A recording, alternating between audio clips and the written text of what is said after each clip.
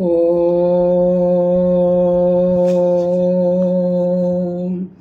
സച്ചിദാനന്ദരൂപായ വിശ്വോത്പത്യാദിഹേതവേ താപത്രയ വിനാശായ ശ്രീകൃഷ്ണായ വയം നമഃ.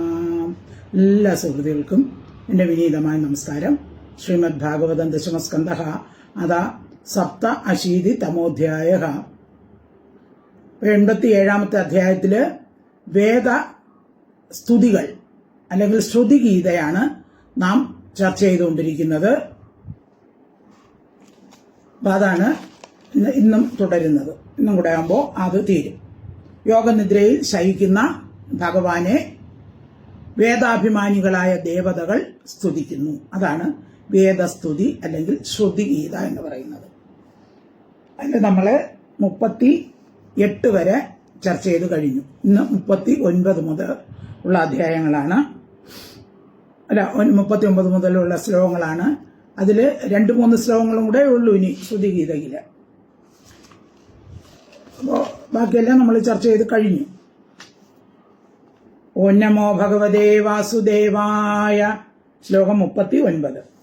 യതിന സമുദ്ധരന്തി യഥയോ ഹൃദി കാമജടാ ദുരധിഗമോ സദാം ഹൃദിഗതോ അസ്മൃതകണ്ഠമണീം അസുദൃപായോഗിനാമുഭയോ അപ്യസുഖം ഭഗവൻ അനപഗത അന്തകാദ് അധിരൂഢപദാദ്ഭവതാ.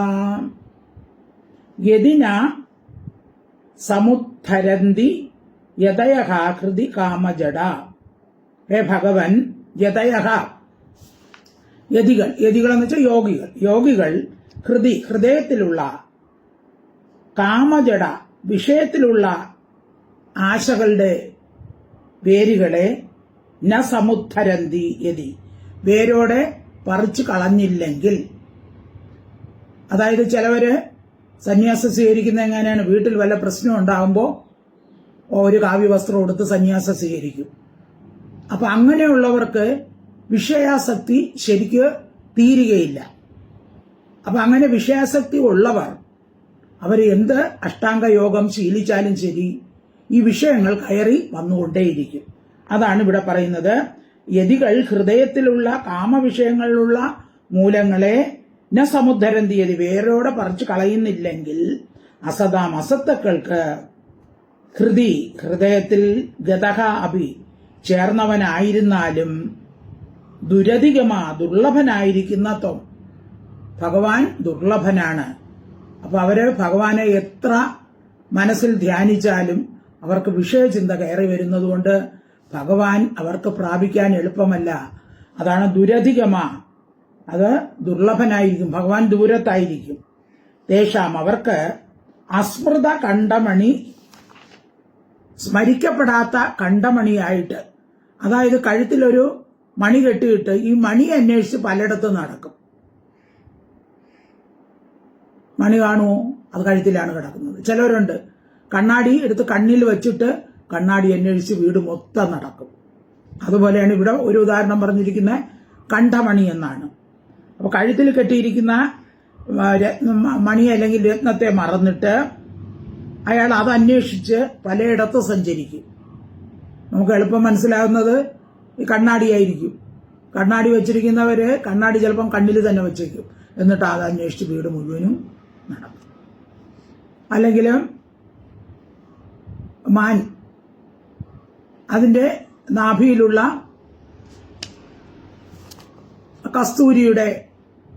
കസ്തൂരി തിരിച്ചറിയാതെ കസ്തൂരിയുടെ മണം വരുമ്പോൾ അതിനെ അന്വേഷിച്ച് എല്ലായിടത്തും നടക്കുന്നത് പോലെ അസുതൃപ യോഗിന ഇന്ദ്രിയങ്ങളെ തൃപ്തിപ്പെടുത്തുവാൻ ശ്രമിക്കുന്ന യോഗികൾക്ക് ഉഭയതപാപി രണ്ടുപേരിൽ നിന്നും അസുഖം സുഖമില്ലായ്മ ഭവിക്കുന്നു. അപ്പോ അവർക്ക് ഒരിക്കലും സുഖം കിട്ടുകയില്ല.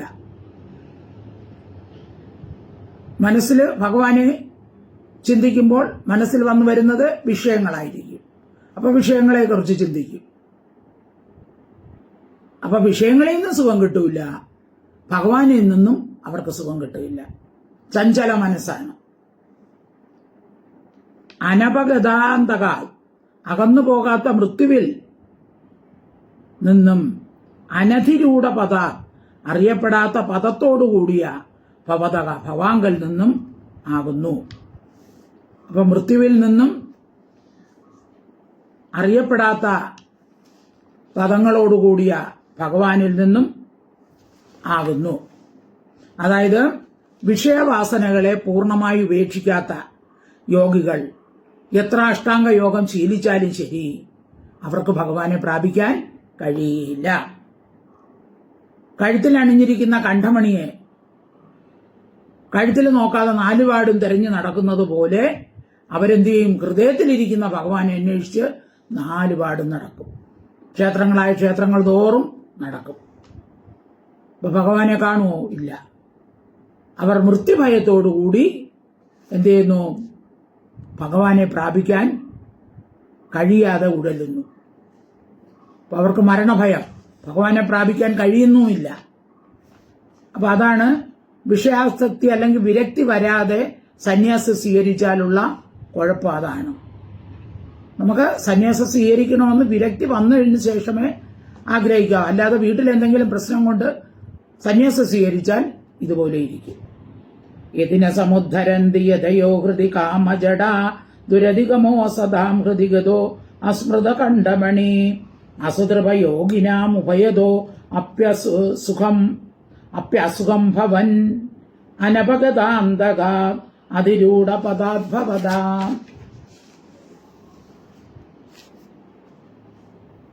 അടുത്ത ശ്ലോകം 40. ത്വതവഗമീന വേത്തി ഭഗവദുത്ഥ ശുഭാശുഭയോർ ഗുണവിഗുണാന്വയാം തർഹി ദേഹഭൃതാം ച ഗിര. അനുയുഗമന്വഹം സഗുണഗീതപരമ്പരയാ ശ്രവണഭൃതോ യതസ്ത്വം അപവർഗഗതിർമനുജൈഹി. ത്വത് അവഗമി ന വേത്തി ഭവത് ഉത്ഥ ശുഭ അശുഭയോഹോ ഗുണ വിഗുണ അന്വയാൻ തർഹി ദേഹവൃതാം ച ഗിരഹ. ഹേ സഗുണ, അല്ലയോ സഗുണനായുള്ളവനെ, ത്വത് അവഗമി അങ്ങയെ അറിഞ്ഞവർ ഭഗവത് ഉത്ഥ ശുഭാശുഭയോ ഭഗവാൻ ഹേതുവായി ആവിർഭവിച്ച പുണ്യങ്ങളുടെയും പാപങ്ങളുടെയും ഗുണവിഗുണാന്വയ സുഖദുഃഖങ്ങളുടെ സംബന്ധങ്ങളെ നവേത്തി അറിയുന്നില്ല. അപ്പോ ഭഗവാനെ അറിഞ്ഞവർ, ഭഗവത് തത്വം അറിഞ്ഞവർ ഫലദാതാവായ ഭഗവാൻ ഹേതുവായിട്ട് ആവിർഭവിച്ച പുണ്യ പാപങ്ങളുടെ ഫലങ്ങളായിരിക്കുന്ന സുഖസംബന്ധങ്ങളെ അറിയുന്നില്ല. ഭഗവാനെ അറിഞ്ഞവർ പുണ്യപാപങ്ങളെയൊന്നും അറിയുന്നില്ല. കാരണം മനസ്സ് മുഴുവനും ഭഗവാനിലാണ്. അവന്റെ ചിത്തം ഭഗവാനിൽ ലയിക്കുകയാൽ ദേഹാഭിമാനം അവനില്ലാത്തതുകൊണ്ട് സുഖദുഃഖവും ഒന്നും അവന് ഉണ്ടാവുകയില്ല. അപ്പൊ ദേഹസംബന്ധിയായ സുഖവും ദുഃഖവും ഒന്നും അവനുണ്ടായില്ല. കാരണം എന്താണ്? മനസ്സ് മുഴുവനും ഭഗവാനിലാണ്. തർഹി, അപ്പോൾ ദേഹഭൃതാം ദേഹത്തെ ഭരിക്കുന്നവരുടെ ഗിരഹാച്ച വാക്കുകളെയും നവേത്തി അറിയുന്നില്ല. അപ്പോ ദേഹം ധരിച്ചിരിക്കുന്നവരുടെ വാക്കുകൾ, ദേഹാഭിമാനികളെ ഉദ്ദേശിച്ച് പറയപ്പെടുന്ന വിധിവാക്കുകളെയും വേദവാക്യങ്ങളെയും ഒന്നും അവൻ അറിയുന്നില്ല. ആ വേദത്തിൽ ഇന്നത് ചെയ്താൽ ഇന്നത് വരും എന്നൊക്കെ പറഞ്ഞിട്ടുണ്ടല്ലോ. നല്ല കർമ്മങ്ങൾ ചെയ്യാനാണ് സ്വർഗാദി ലോകങ്ങൾ കിട്ടണമെങ്കിൽ ഇന്നത് യാഗം നടത്തണം, ഇന്ന കർമ്മം ചെയ്യണം എന്നൊക്കെ പറയും. അപ്പൊ അവൻ അതൊന്നും നോക്കൂല. കാരണം എന്താണ്? അവന്റെ മനസ്സ് ഭഗവാനിൽ തന്നെ ലയിച്ചതാണ്. യഥ അത് ഹേതുവായിട്ട് അനുയുഗം യുഗം തോറുമുള്ള ഗീത പരമ്പരയാ ഉപദേശ പാരമ്പര്യം ഹേതുവായിട്ട് മനുഷ്യരാൽ അന്യുഹം ദിവസം തോറും ശ്രവണഭൃത ശ്രവണത്താൽ ധരിക്കപ്പെടുന്ന ത്വം അങ്ങ് തേഷാം അവർക്ക് അപവർഗഗതി മോക്ഷസ്വരൂപനായിരിക്കുന്ന ഗതിയായിട്ട് ഭവിക്കുന്നു. അപ്പൊ ദേഹാഭിമാനികളെ ഉദ്ദേശിച്ച് പറയപ്പെടുന്ന വിധിവാക്യങ്ങളെയും നിഷേധവാക്യങ്ങളെയും ഒന്നും അവൻ ശ്രദ്ധിക്കുന്നില്ല. മനസ്സില് ഭഗവാൻ മാത്രമേ ഉള്ളൂ. അപ്പൊ അതുകൊണ്ട് അവൻ എന്ത് ചെയ്യുന്നു? മോക്ഷത്തെ പ്രാപിക്കുന്നു. അവന് ഭഗവാന്റെ ലീല കഥകൾ കേൾക്കുന്നതില് ആണ് താല്പര്യം. അതുപോലെ ഭഗവാന്റെ പാദ ഭക്തിയുള്ള ആളുകളോട് സംസർഗം ആണ് അവനിഷ്ടം. അതായത് ഭക്തിയോഗമാണ് പരമോത്കൃഷ്ടം എന്ന് പറയുകയാണ്. ഭക്തിയോഗമുള്ളവന്, സജ്ജനങ്ങളുമായി കൂട്ടുള്ളവൻ, ഭഗവാന്റെ പാദഭക്തി ഉള്ളവന് ഒരു സംസാരമായിട്ടും ഒരു ബന്ധവും കാണുകയില്ല. അപ്പൊ അവൻ മോക്ഷത്തെ തന്നെ പ്രാപിക്കുകയും ചെയ്യുന്നു. ത്വവഗമിനവേത്തി ഭവദുത്ഥ ശുഭാശുഭയോർ ഗുണവിഗുണാന്വയാൻ സ്തർഗി ദേഹഭൃതാം ച ഗിരാം അനിയുഗമന്വഹം സഗുണ ഗീതപരമ്പരയാ ശ്രവണഭൃതോ യഥ സ്ത്വം അപവർഗഗതിർമനുജൈഹി. ശ്ലോകം 41. ദ്വിപദയേവ തേന യയുർ അന്തമനന്തതയാ ത്വമപി തദന്തരാണ്ഡ നിജയാനനു സാംവരണാം ഖൈവരജാംസി വാന്തി വയസാ സഹ യശ്രുതയാ ത്വൈഹി ഫലന്തി അതൻ നിരസനേന ഭഗവന്നിധനാം. ദ്വിപദയാ യുവതേ ന യയുഹു അന്തം അനന്തതയാ. ദ്വിപദയ എന്ന് വെച്ചാൽ സ്വർഗാധിപതികൾ, ദേവന്മാർ. ഏവ ആ ദേവന്മാർ തന്നെ തേ അങ്ങയുടെ അന്തം അവസാനത്തെ നയയു പ്രാപിക്കുന്നില്ല. അപ്പോ ദേവന്മാര്, ഭഗവാനെ അറിഞ്ഞവർ സുഖദുഃഖങ്ങള് വിധി നിഷേധങ്ങളെ അറിയുന്നില്ലെന്ന് പറഞ്ഞു. എന്നാൽ സ്വർഗത്തിന്റെ അധിപന്മാരായ ദേവന്മാര്, അതായത് ബ്രഹ്മാദി ദേവന്മാര് പോലും ഭഗവാനെ നല്ലവണ്ണം അറിയുന്നില്ല. അവർ മറ്റുള്ളവരെക്കാളും അധിക ബുദ്ധി സാമർഥ്യത്തോട് കൂടിയവരെന്നിരിക്കലും ഭഗവാന്റെ തത്വം ശരിക്കവർക്ക് മനസ്സിലാക്കാൻ കഴിയുന്നില്ല എന്ന് പറയുകയാണ്. യത് അന്തര യാതൊരു നിന്തിരിവടിയുടെ ഉള്ളിൽ ആവരണ അണ്ടനിജയ സപ്ത ആവരണങ്ങളോടുകൂടിയ അണ്ടസമൂഹങ്ങൾ, ഭഗവാന്റെ ഉള്ളില് സപ്ത ആവരണങ്ങളോടുകൂടിയ അണ്ടസമൂഹങ്ങളുണ്ട്. അതായത് അനന്ത ബ്രഹ്മാണ്ടങ്ങൾ മൊത്തവും പ്രളയത്തില് ഭഗവാന്റെ കുക്ഷിയിലാണ് ഇരിക്കുന്നത്. അത് കാലചക്രം ഹേതുവായിട്ട് കാലചക്രം ഹേതുവായിട്ട് ആകാശത്തിൽ രജാംസീവ പൊടികൾ എന്ന പോലെ, ആകാശത്തില് പൊടികളായിരുന്ന എന്താണ്? ആകാശാനന്ദം, പൊടികൾ ഇഷ്ടംപോലെ കാണുമല്ലോ. അതുപോലെ അവയും സഹവാന്തി, അവ ഒരുമിച്ച് ചുറ്റുന്നു.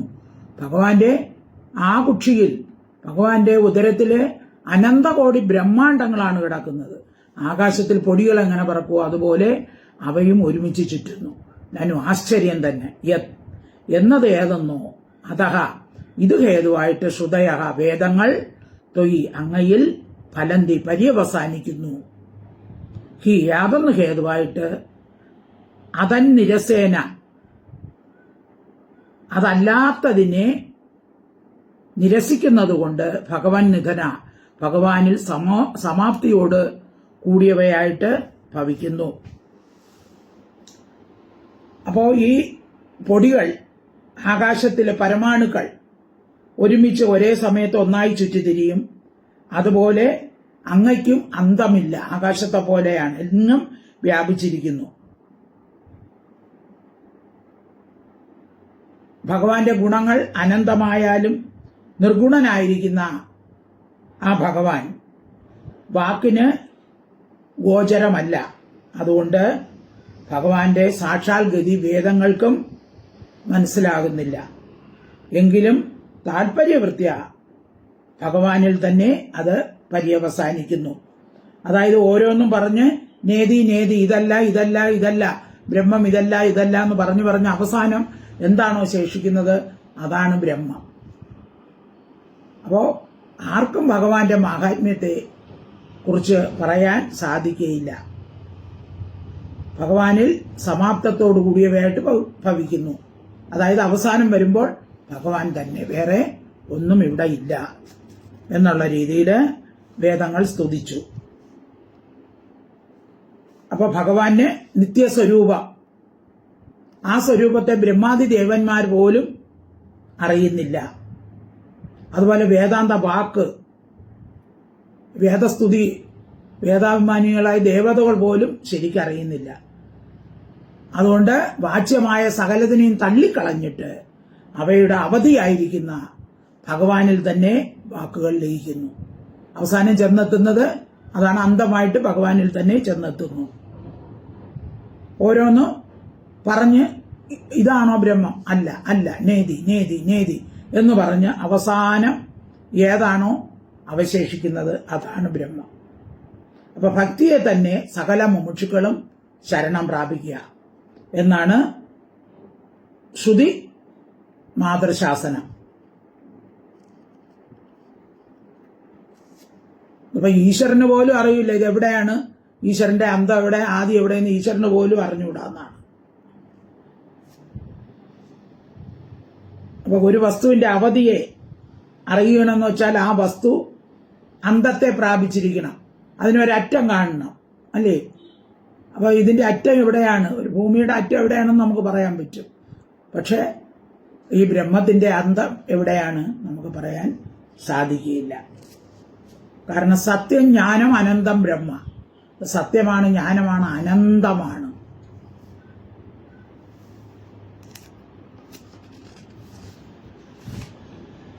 വിപതയ ഏവ തേന യയുരന്തമനന്തതയാ ത്വമഭിയതന്തരാണ്ട നിചയാനനുസാവരണാം കൈവരജാം ശിവാന്തി വയസാസക യക്ഷുതയാ ത്വൈഹി ഫലന്തി നിരസനേന ഭഗവൻ നിധനാം. അപ്പോൾ തീർന്നു, ശ്രുതിഗീത തീർന്നു. 41 വരെയുള്ള ശ്ലോകങ്ങളാണ്. ഇനി അടുത്ത് ഭഗവാൻ പറയുകയാണ്. ഭഗവാൻ എന്ന് പറഞ്ഞാൽ ഇവിടെ ഇപ്പോ ആരാണ് പറഞ്ഞുകൊണ്ടിരുന്നത്? ആദ്യം പരീക്ഷിത്ത് ശുഖബ്രഹ്മർഷിയോട് ചോദിച്ചു. അപ്പോ ശുഖബ്രഹ്മർഷി എന്താന്ന് പറഞ്ഞത്? സനകാദികൾ ഒരു ബ്രഹ്മസത്രം നടത്തി, അപ്പൊ അതിലിത് പറഞ്ഞു. അപ്പൊ നാരദൻ നാരായണനോട് ചോദിച്ചു. അപ്പൊ ആ നാരായണൻ നാരദന് പറഞ്ഞു കൊടുത്തതാണ്. അപ്പൊ അങ്ങനെ നാരായണ ഋഷിയാണ് ഇവിടെ ഇത് പറഞ്ഞു വയ്ക്കുന്നത്. അതാണ് അവിടെ ശ്രീ ഭഗവാൻ ഉവാച എന്ന് പറഞ്ഞാൽ നാരായണ ഋഷിയാണ്. ഇത്യേതദ് ബ്രഹ്മപുത്ര ആശ്രിത്യാത്മാനുശാസനം സനന്ദനം അഥാനർച്ചു സിദ്ധാജ്ഞാത്വ ആത്മനോഗതിയും. അപ്പോ ആദ്യം നടന്നത് ബ്രഹ്മസത്രമാണ്. അപ്പൊ ബ്രഹ്മസത്രത്തിൽ നടന്നതാണ് ഈ നാരായണ ഋഷി നാരദന് പറഞ്ഞു കൊടുക്കുന്നത്. അതിനെയാണ് ശ്രീ ശുഖബ്രഹ്മർഷി പരീക്ഷത്തിന് പറഞ്ഞു കൊടുത്തത്. അപ്പൊ പറയണം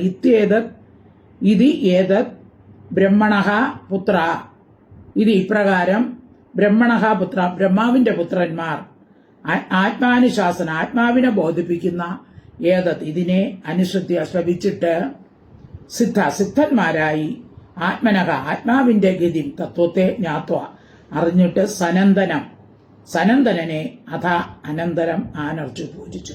അപ്പൊ സനന്ദനാണ് ഇത് പറഞ്ഞത്. ബ്രഹ്മസത്രത്തിൽ വെച്ച് സനകാദികളിൽ ഒരുവനായ സനന്ദനാണ് പറഞ്ഞത്. അപ്പം ബാക്കിയുള്ളവർ സനന്ദനെ പൂജിച്ചു. ശ്രീ ഭഗവാനുവാച ഇത്യേതദ് ബ്രഹ്മണ പുത്ര ആശുദ്ധാത്മാനുശാസനം സനന്ദനം അഥാനർച്ചു സിദ്ധാജ്ഞാത്വ ആത്മനോഗതിം. ശ്ലോകം 43. ഇത്യശേഷ സമാംനായ പുരാണോപനിഷദ്രസ സമുദ്ധൃത പൂർവജാതൈർ വ്യോമയാനൈർ മഹാത്മഭിഃ ഇതി അശേഷ സമ ആംനായ പുരാണ ഉപനിഷത് രസഃ. ഇത് ഇപ്രകാരം അശേഷ സമ, സർവങ്ങളായ വേദങ്ങളുടെയും ആംനായ വേദങ്ങളുടെയും പുരാണ ഉപനിഷത്ത് രസ, പുരാണങ്ങളുടെയും ഉപനിഷത്തുകളുടെയും രസം വ്യോമയാനൈഹി ആകാശചാരികളും മഹാത്മഭിഹി മഹത്തായ അന്ധകാരണത്തോടു കൂടിയവരുമായ പൂർവന്മാരാൽ സമൃദ്ധത സമുദ്ധരിക്കപ്പെട്ടു. പൂർവന്മാരാര്? സനകാദികൾ, ബ്രഹ്മാവിന്റെ മാനസപുത്രന്മാർ. അപ്പൊ അവരാൽ അങ്ങനെ എല്ലാ വേദങ്ങളുടെയും സാരം, ഉപനിഷത്തുകളുടെയും എല്ലാ വേദങ്ങളുടെയും പുരാണങ്ങളുടെയും ഉപനിഷത്തുകളുടെയും എല്ലാം സാരം അങ്ങനെ സനകാദികളാൽ ഇവിടെ പറയപ്പെട്ടു. ഇത്യശേഷ സമാംനായ പുരാണോപനിഷത് രസ സമുദ്രത പൂർവജാതൈർ വ്യോമയാനേർ മഹാത്മഭിഹി. ശ്ലോകം 44. ത്വം ചൈതത് ബ്രഹ്മ ദായാദ ശ്രദ്ധയാ ആത്മാനുശാസനം ധാരയൻ ചരഗാം കാമം കാമാനാം ഭർജനം നൃണാം. ബ്രഹ്മ ദായ ആദ ത്വം ച ഏതത് ബ്രഹ്മദായാദ. ബ്രഹ്മദായ ബ്രഹ്മമാകുന്ന ആനന്ദത്തെ സേവിക്കുന്ന ബ്രഹ്മപുത്ര. ബ്രഹ്മദായാദ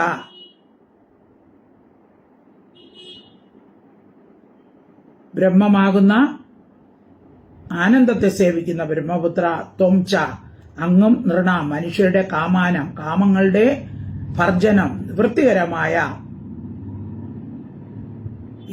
ഈ ആത്മാനുശാസനം ആത്മോപദേശത്തെ ശ്രദ്ധയോടുകൂടി ധരിക്കുന്നവനായി കാമം യഥേച്ഛ ഗാം ഭൂമിയെ സഞ്ചരിച്ചാലും. അപ്പോ നാരായണ ഋഷി നാരദനോട് പറയാണ്, ബ്രഹ്മാദയ എന്ന് വെച്ചാൽ ബ്രഹ്മമാകുന്ന ആനന്ദത്തിൽ സേവിക്കുന്ന, അതായത് ബ്രഹ്മത്തിൽ ചരിക്കുന്നവനാണ് നാരദന്. അപ്പൊ നാരദനോട് പറയാണ്, അങ്ങ് മനുഷ്യരുടെ കാമങ്ങളുടെ നിവർത്തികമായ ആത്മാനുശാസനം.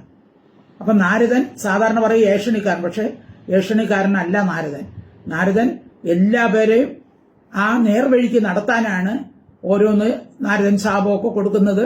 ഓരോരുത്തരെയും നേർവഴിക്ക് നടത്തി ആ മനസ്സ് ഭഗവാനിലേക്ക് തിരിക്കാനാണ് നാരദൻ ചെയ്യുന്നത്.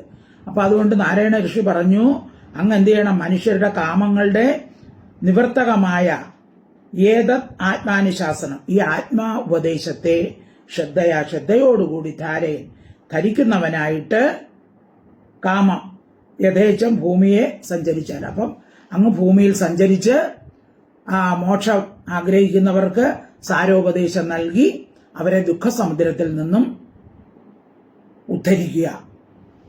അങ്ങനെയുള്ള ഉപകാരം അങ്ങ് ചെയ്തുകൊണ്ട് ഭൂമിയിൽ സഞ്ചരിക്കുക എന്ന് പറയുകയാണ്. ത്വം ചൈതത് ബ്രഹ്മദായാദ ശ്രദ്ധയാത്മാനുശാസനം ധാരയൻ ചരഗാം കാമം കാമാനാം ഭർജനം നൃണാം.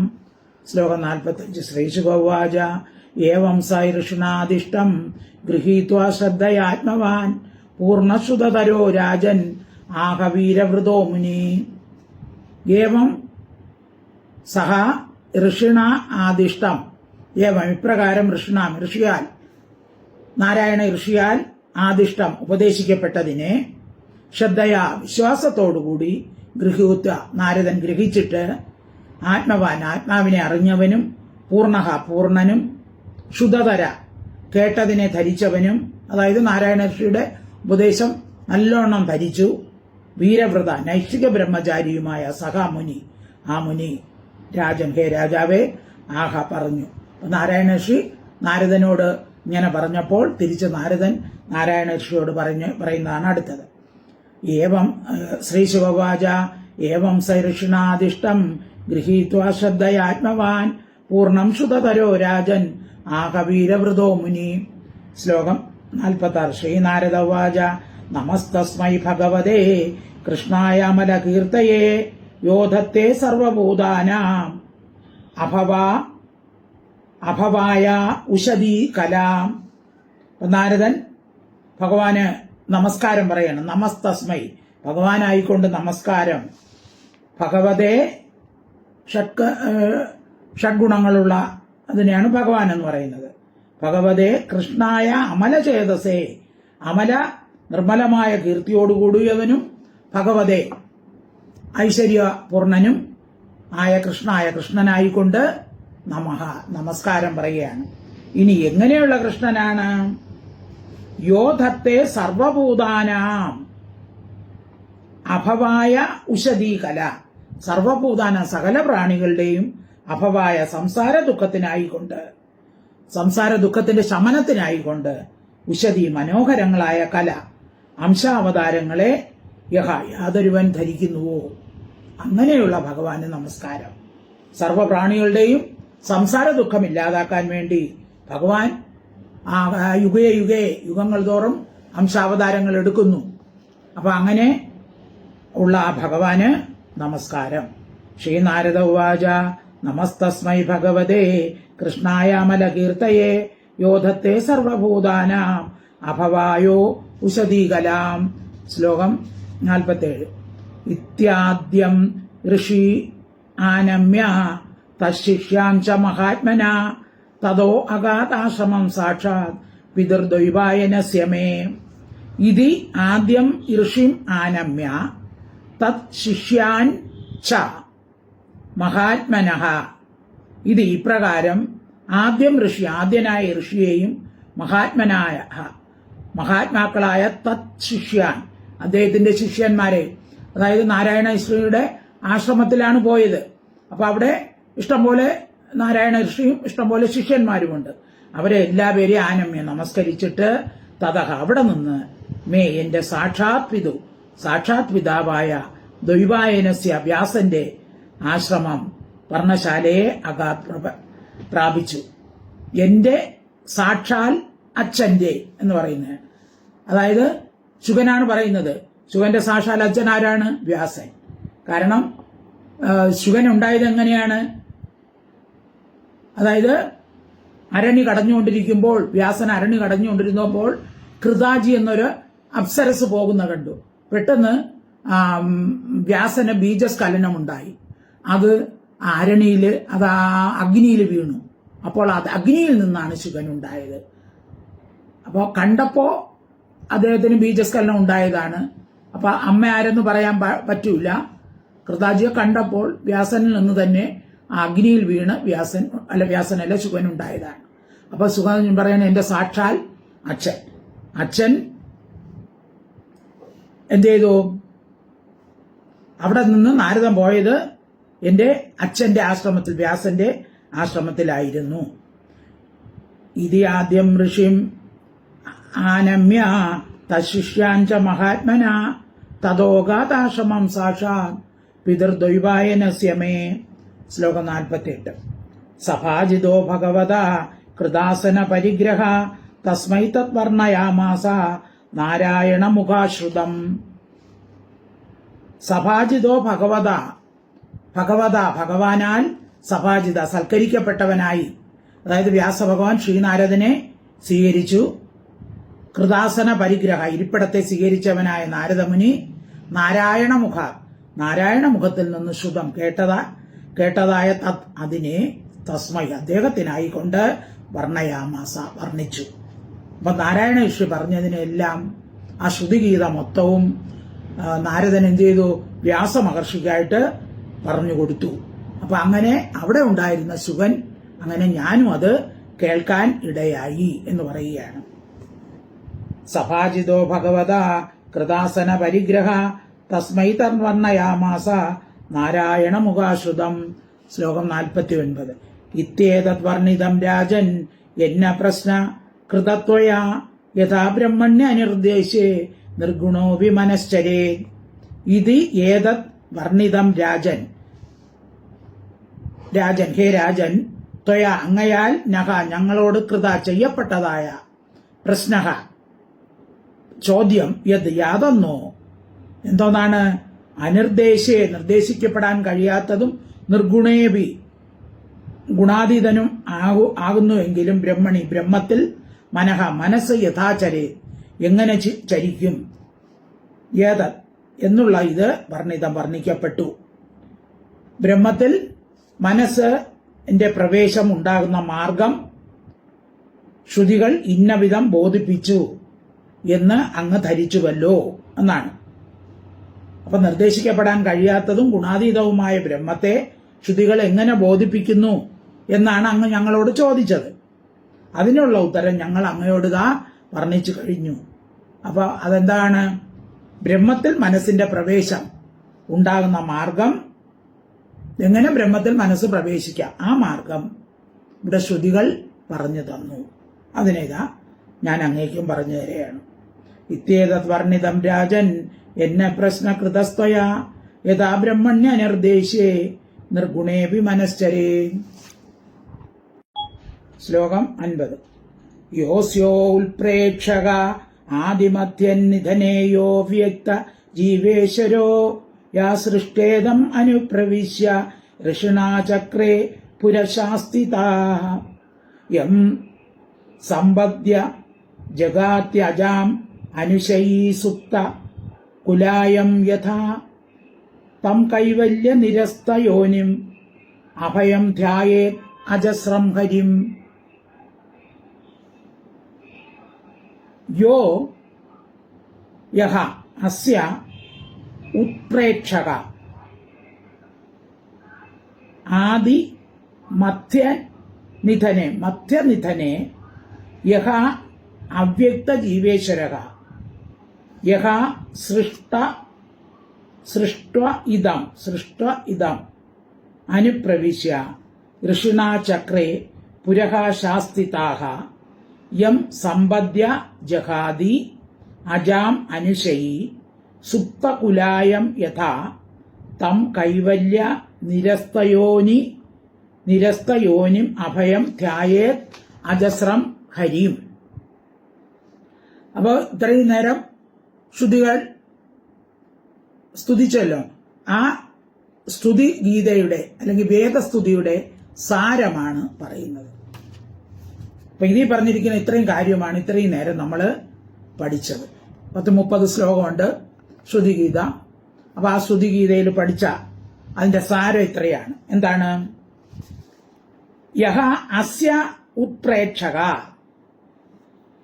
അസ്യ ഇതിന്റെ, അതായത് ഈ സൃഷ്ടി നടക്കണമെന്ന് ഉൾപ്രേക്ഷക ആലോചന ചെയ്തവൻ. അപ്പൊ ഭഗവാൻ സൃഷ്ടി നടത്തണമെന്ന് ഭഗവാൻ ആഗ്രഹം ഉണ്ടാകുമ്പോഴാണ് ഈ ക്ഷണമുണ്ടായി സൃഷ്ടി ഉണ്ടാകുന്നത്. അപ്പൊ ആ സൃഷ്ടി നടത്തണമെന്ന് ഉൾപ്രേക്ഷക ആലോചന ചെയ്തവൻ യഹ യാതൊരുവനോ. അപ്പൊ സൃഷ്ടി നടത്തണമെന്ന് ഭഗവാൻ ആലോചന ചെയ്തു. ആദിമധ്യ നിധനെ സൃഷ്ടിസ്ഥിതി സംഹാരത്തിൽ യഹ യാതൊരുവൻ വർത്തിക്കുന്നുവോ. യഹ അവ്യക്ത ജീവേശ്വരോ അവ്യക്തത്തിന്റെയും ജീവന്മാരുടെയും നിയന്താവ്. അവ്യക്തം എന്ന് പറഞ്ഞാൽ മഹത്തത്വം, അതായത് മായയിൽ നിന്ന് ആദ്യം ഉണ്ടാകുന്നത് അതാണ് മഹത്തത്വം. അപ്പൊ ആ മഹത്തത്വത്തിന്റെയും ജീവന്മാരുടെയും നിയന്താവാരാണ്? ഭഗവാനാണ്. ആരാണോ അവ്യക്തത്തിന്റെയും ജീവന്മാരുടെയും നിയന്താവ്. യഹ യാതൊരുവനോ ഇതം ഇതിനെ ഈ പ്രപഞ്ചത്തെ സൃഷ്ടിച്ചിട്ട് ഋഷിണ അന്തര്യാമി രൂപേണ അനുപ്രവിശ അതിൽ പ്രവേശിച്ചിട്ട് യഹ യാതൊരുവൻ പുര ശരീരങ്ങളെ ചക്രയെ നിർമ്മിച്ചു. അപ്പൊ ആദ്യം ഭഗവാൻ ആ പ്രപഞ്ചത്തെ സൃഷ്ടിച്ച് അതിൽ അന്തര്യാമി രൂപേണ പ്രവേശിച്ചു, പിന്നെ ശരീരങ്ങളെ സൃഷ്ടിച്ചു. താഹ അവയെ യഹ യാതൊരുവൻ ശാസിക്കുന്നു. ഭഗവാൻ സൃഷ്ടിച്ചതിനെ ശാസിച്ച് നേരെ നിലനിർത്തുന്നു. അനിശയി ജീവൻ, സുപ്ത ഉറങ്ങിയവൻ, കുലാലയം യഥാ ശരീരത്തെ എന്ന പോലെ. അപ്പൊ ഉറങ്ങുമ്പോൾ സുഷുപ്തിയിലാവുമ്പോൾ, നല്ല ഉറക്കത്തിലാകുമ്പോൾ നമ്മളൊന്നും അറിയില്ല. സുഷുപ്തി എന്ന് എങ്ങനെ അറിയാം? നല്ലോണം ഉറങ്ങിയിട്ട് ഉണർന്നെഴുതിക്കുമ്പോൾ നല്ല സുഖമായിട്ട് ഉറങ്ങി എന്ന് പറഞ്ഞാൽ ഒന്നും അറിഞ്ഞില്ല. അപ്പൊ ആ അവസ്ഥ, അങ്ങനെയുള്ള ജീവൻ കുലായം യഥാ ശരീരത്തെ അറിയുന്നില്ല, ശരീരത്തെ ഉപേക്ഷിക്കുന്ന പോലെ, അറിയാത്ത പോലെ, യം സമ്പദ്യ യാതൊരുവനായി ഭവിച്ചിട്ട് അജാ മായയെ ജഹാദി ഉപേക്ഷിക്കുന്നുവോ. കൈവല്യ നിരസ്ത യോനി കൈവല്യത്താൽ നിരസിക്കപ്പെട്ട യോനിയോട് കൂടിയവനും അഭയം ഭയത്തോട് കൂടാത്തവനുമായ തം ഹരി ആ ഹരിയെ അജസ്രം എപ്പോഴും ധ്യാനിക്കുന്നു. അപ്പൊ ജീവന്മാർക്ക് സകല പുരുഷാർത്ഥവും സാധിപ്പിക്കാൻ വേണ്ടി സൃഷ്ടി നടത്തണമെന്ന് ആലോചിച്ചത് ആരാണോ, അതായത് ലോകത്തിന്റെ നിമിത്ത കാരണമായി ഭവിച്ചവൻ, പിന്നെ സൃഷ്ടിസ്ഥിതി സംഹാരത്തിൽ ലോകത്തിൽ ഒരുപോലെ വ്യാപിച്ചിരിക്കുന്നവൻ, ലോകത്തിന്റെ നിമിത്ത കാരണവും ഉപാദാന കാരണവുമായിരിക്കുന്നവൻ. പ്രകൃതി പുരുഷന്മാരാണ് നിമിത്ത ഉപാദാന കാരണമെന്ന് പറയുന്ന പക്ഷം ആ പ്രകൃതി പുരുഷന്മാരെയും നിയന്ത്രിക്കുന്നവൻ. ഇനി സൃഷ്ടിച്ച ലോകത്തിൽ ജീവരൂപേണ അനുപ്രവേശിച്ചവൻ, എന്നിട്ട് ശരീരങ്ങൾ ഉണ്ടാക്കി അവയെ പോഷണസ്ഥിതി നിലനിർത്തുന്നു. ഇനി ജീവൻ ഗുരുവിന്റെ ഉപദേശത്താൽ ആ ബ്രഹ്മമായി തന്നെ ഭവിക്കുന്നു. ഇപ്പൊ ഗുരു ഉപദേശിക്കുമ്പോൾ ബ്രഹ്മ എന്താണ്, തത്വമസി, അഹം ബ്രഹ്മാസി എന്നൊക്കെ ഉപദേശിക്കുമ്പോൾ അപ്പൊ ആ അവസ്ഥയിലെത്തുന്നു. അങ്ങനെ ജനന മരണ ക്ലേശങ്ങളുടെ മൂലകാരണമായിരിക്കുന്ന മായയെ ഉപേക്ഷിച്ചിട്ട് ജീവൻ മുക്തമായി ഭവിക്കുന്നു. ഉറങ്ങിക്കിടക്കുന്നവൻ, സുഷുപ്തിയിലുള്ളവൻ എങ്ങനെയാണോ ശരീരത്തെ അറിയാത്തത്, അതുപോലെ സുഖദുഃഖങ്ങളെ അനുഭവിക്കണമെന്ന് അന്യർക്ക് തോന്നുന്ന സമയത്തിലും ദേഹബന്ധത്തിൽ നിന്ന് വേർപെട്ടവനായി ആനന്ദസ്വരൂപനായിരിക്കുന്നു. ഇപ്പൊ ഭഗവാൻ എപ്പോഴും ആനന്ദസ്വരൂപനാണ്. സ്വരൂപ അവസ്ഥ നിമിത്തം അജ്ഞാനബന്ധം ലേശവും ഇല്ലാത്തതിനാൽ ഉപാസകന്മാർക്ക് മോക്ഷം ദാനം ചെയ്യുന്നവൻ യാതൊരുവനാണോ അപ്രകാരം ഇരിക്കുന്ന ഹരിയെ എല്ലാ ജനങ്ങളും എപ്പോഴും ഹൃദയകമലത്തിൽ ധ്യാനിക്കുന്നു. അപ്പോ എന്താണ് അതിന്റെ 1-2 വരിയിൽ പറയാം. സൃഷ്ടിസ്ഥിതി സംഹാര രൂപനായിരിക്കുന്നവൻ, ജീവസമൂഹം അവ്യക്തവയുടെ നിയന്താവ്, സൃഷ്ടിച്ച വിശ്വത്തിൽ പ്രപഞ്ചത്തിൽ പ്രവേശിച്ച് ശരീരങ്ങളെ നിർമ്മിക്കുകയും സർവവും നിയന്ത്രിക്കുകയും ചെയ്യുന്നവൻ,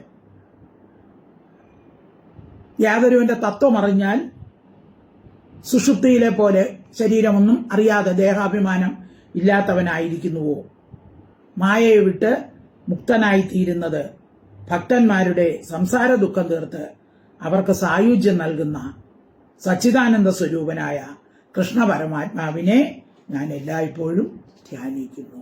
അതാണ് ഈ ശ്ലോകത്തിന്റെ അർത്ഥം.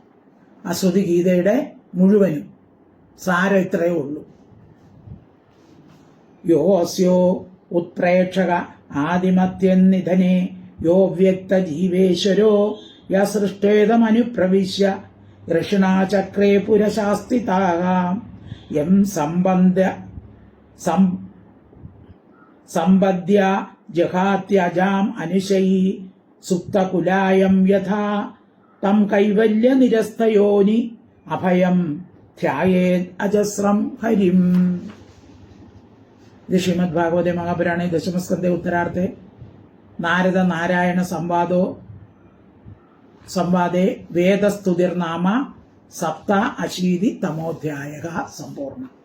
സർവത്ര ഗോവിന്ദ നാമ സങ്കീർത്തനം. ഗോവിന്ദ ഹരി ഗോവിന്ദ. ഹരി ഓം തത്സത്, ഹരി ഓം തത്സത്, ഹരി ഓം.